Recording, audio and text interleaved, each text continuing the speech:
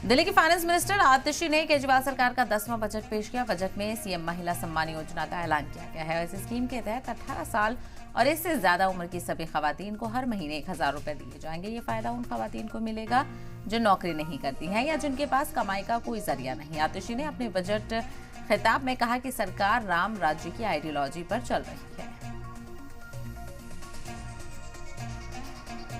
महिलाओं के कल्याण और सशक्तिकरण के लिए केजरीवाल सरकार एक नई योजना लेकर आ रही है। इसका नाम है मुख्यमंत्री महिला सम्मान योजना। महिलाओं के सशक्तिकरण के लिए शायद ये दुनिया की सबसे बड़ी योजना होगी।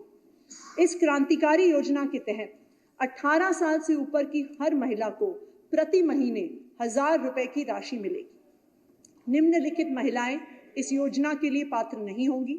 1, जो अभी सरकार की किसी और पेंशन स्कीम का हिस्सा हैं। 2, जो स्वयं सरकारी कर्मचारी हों। या 3, जो इनकम टैक्स पेयर हो। स्कीम के लिए पात्र होने के लिए महिला का दिल्ली का वोटर होना जरूरी है।